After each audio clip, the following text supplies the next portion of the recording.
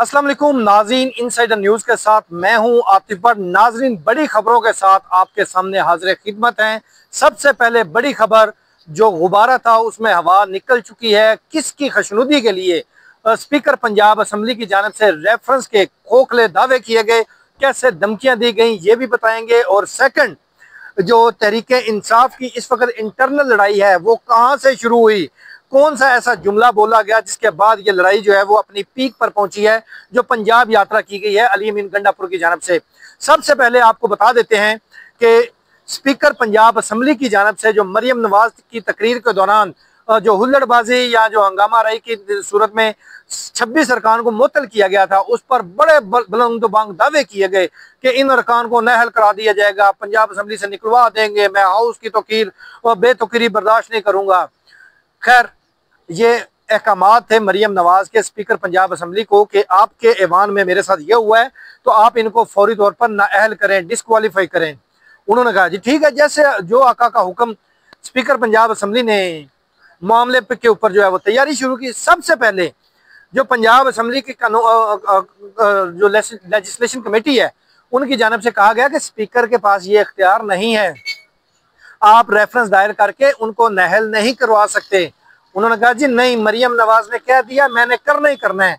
उसके बाद उन्होंने फिर जो सीनियर कानूनदान है, आजम नजीर तारड़ है, राना सनाउल है, स्पीकर अयाज सादिक हैं, इन सब से मुशावरत की, लेकिन उन सब ने उनको ठुप जवाब दिया। उन्होंने कहा जी आपके पास कोई इख्तियार नहीं है, आईनी और कानूनी तौर पर आप किसी के खिलाफ खुद से रेफरेंस नहीं भेज सकते। फिर उन्होंने हवाला दिया कि आप किस आर्टिकल के तहत, आइन के आर्टिकल के तहत इनकी नाअहली के लिए करेंगे, जबकि किसी भी मेंबर को नाअहल करने के लिए आर्टिकल 62-63 लगता है। हुल्लड़बाजी पे और शोर शराबे पे कौन सा आर्टिकल लगेगा जिससे ये नाअहल होंगे? उनके कानों पर फिर भी जूं ना रिंगी और उन्होंने कहा जी नहीं, मैंने खुशनुदी हासिल करनी है, मुझे कह दिया गया है तो मैंने वो करना है। खैर, फिर उन्होंने रुख किया इलेक्शन कमीशन का।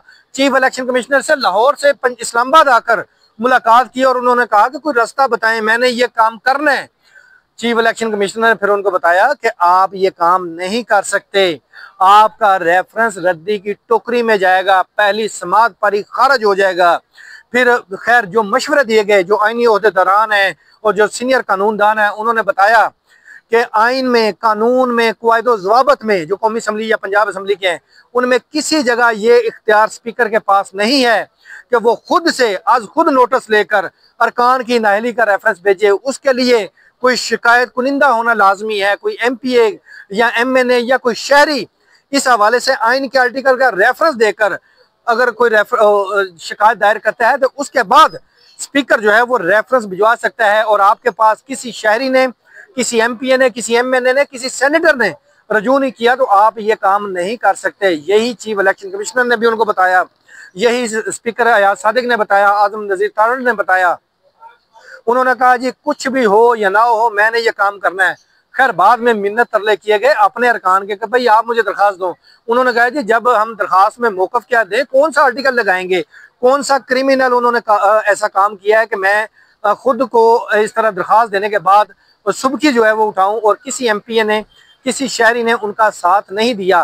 खैर, वो जो अल्फाजी शोला बयानी स्पीकर पंजाब असम्बली की वो आपने बार बार सुनी कि मैं ये कर दूंगा, वो कर दूंगा, लेकिन ये सब खोखला दावा निकला, एक झूठ का पलंदा निकला। और उसके बाद अब स्पीकर ने क्या किया, उन्होंने मट्टी डालने के लिए अपनी जो मैडम मरियम नवाज है उनको भी बता दिया कि ये काम नहीं हो सकता, आइन और कानून के दायरे में या क़वायदो ज़वाबत की खिलाफ वर्जी नहीं है।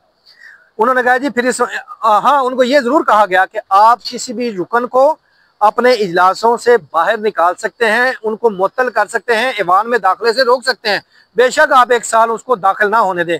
उन्होंने कहा जी ठीक है, ये जो मेरा इख्तियार है मैं ये तो इस्तेमाल करूंगा। और यही वजह है कि 15 इजलासों के लिए अरकान को मुअत्तल किया गया। कोई रेफरेंस बाज़ाब्ता दायर नहीं हुआ, बड़े दावे किए गए हमने रेफरेंस दायर कर दिया, ये कर दिया, इसमें कोई हकीकत नहीं है। इलेक्शन कमीशन तक अभी तक वो रेफरेंस नहीं पहुंचा। और उसके बाद अब क्या ड्रामा किया जा रहा है कि जो अरकान हैं उनकी बहाली से मुतल्लिक एक कमेटी बना दी है, एक ढोंग रचाया जा रहा है, क्योंकि नाअहल तो कर नहीं सकते, अब ज़ाहिर है उनको ऐवान में वापस भी लाना है, अपोजिशन की तरकीब से भी बचना है, तो एक कमेटी बना दी है और मुज़ाकरात जो हैं वो चल रहे हैं पंजाब असम्बली में उन अरकान की बहाली के लिए। अब दूसरी बड़ी खबर ये बता दें अली अमीन गंडापुर ने जो जीटी रोड यात्रा की, ये लड़ाई कहां से शुरू हुई? आलिया हमजा के खिलाफ एक महाज तो पहले से ही पंजाब में गर्म है। जब से चीफ ऑर्गेनाइजर पंजाब बनाया गया, सबसे पहले जब इमरान खान ने उनको ओहदा दिया, तो जो हमाद अजहर के चाहने वाले दोस्त कह लें, उनकी जानब से उनको बड़ा ये बात जो है ना वो चुभी, और उन्होंने पहले तो मुखालफत की कि इनको मरकज में ले आते हैं, एडिशनल सेक्रेटरी बना देते हैं। तो इमरान खान ने कहा जो आपको ओहदा कहा है वही दिया जाए। उसके बाद उनका ओहदा रोका गया, 2-3 दिन नोटिफिकेशन ना किया गया। उनको मनाने की कोशिश की गई मरकजी ओहदे पर, लेकिन वो नहीं माने। उन्होंने कहा जो खान ने दिया है वही लूंगी, बेशक छोटा ओहदा या बड़ा ओहदा। खैर वो हो गया।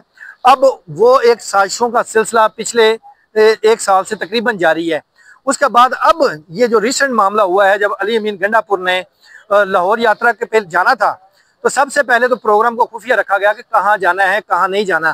फिर आलिया हमजा ने एक सवाल किया कि गंडापुर साहब आप ये बता दें कि आप पार्लियामेंटेरियन इस्लामाबाद से लाहौर आ रहे हैं, तो आपका लाहौर में कितने बजे किस जगह पे इस्तकबाल करना है? लफ्ज़ इस्तकबाल पर जाकर ये लड़ाई शुरू हो गई और उन्होंने कहा नहीं नहीं हमें कोई इस्तकबाल नहीं चाहिए। खैर जो मेरे ज़राए हैं उनकी जानिब से ये भी बताया गया कि जब वो जो प्रोग्राम प्लानर थे उनसे उनके करीबी दोस्त ने पूछा कि ये भी बता दें कि जब ये आप जीटी रोड से गुजर रहे हैं तो आपको स्पीड 110 बताई गई है या 120 है? उसने जवाब देने वाले ने फिर आगे से जवाब दिया, उन्होंने कहा जी हमें कहा गया है कि 2:30 बजे आपने जहन्नम पहुंचना है। तो जब उस शख्स से मैंने पूछा कि फिर 2:30 बजे पहुंचे, वो कहते जी ठीक 2:40 पर जहन्नम में खड़े थे। ये इतनी ताबेदारी की गई और रूट का और जो तमाम तर स्पीड है ये चीज़ें भी तय की गई थी। जब ये लाहौर में कहाँ पर जाकर क्याम करना है किसी को कुछ नहीं पता था कि कहाँ जाना है। अली अमीन गंडापुर को पता था या 3-4 लोगों को। जब ये लाहौर में दाखिल हुए हैं तो फिर जाकर इनको पता चला कि हाँ हमने तो मिर्ज़ा अफरीदी के घर जा रहे हैं। खैर तमाम अरकान वहाँ पर गए और उसके बाद जो एक गुमसान की जंग शुरू हुई आलिया हमजा के खिलाफ और जो मरकजी क़यादत है या KPK की क़यादत है, और अब भी ये जंग चल रही है। और आलिया हमजा ने खुद से चुप साध लिया है कि जब उनको पार्टी ने लूट में नहीं लिया तो कोई इशू नहीं है, तो जब ये मामला इमरान खान के पास पहुंचेंगे तो वो खुद इस पर फैसला करेंगे। और उन्होंने ये कहा कि चूंकि मैं इमरान खान की जो बयानियां है उसी को लेकर आगे चल रही हूँ और उसी के लिए मेरी अगर जो 5 अगस्त की कैंपेन है, मैं 90 दिन की बात नहीं करती, ना ही मुझे कोई ऐसा हुक्म है। मेरे कायद ने 5 अगस्त की कॉल दी है तो उस वक्त तक मैं अवाम को मोबिलाइज करूंगी। बाकी मेरा किसी कॉल से और ना ही मैं किसी को जवाब दे हूँ, और ये उन्होंने वाज़ेह कर दिया है। और उन्होंने कहा है कि मेरे खिलाफ जो प्रोपेगेंडा होता है होता रहे, मैंने अपना लेग वर्क करके अपना बेस्ट देना है इमरान खान को, और इसके लिए कोई मुझे पसंद करे या नापसंद करे उन्हें कोई फ़र्क नहीं पड़ता। ये उन्होंने वाज़ेह पार्टी की आदत को जवाब दे दिया है। इसके साथ हमें दीजिए इजाज़त। अल्लाह हाफिज़।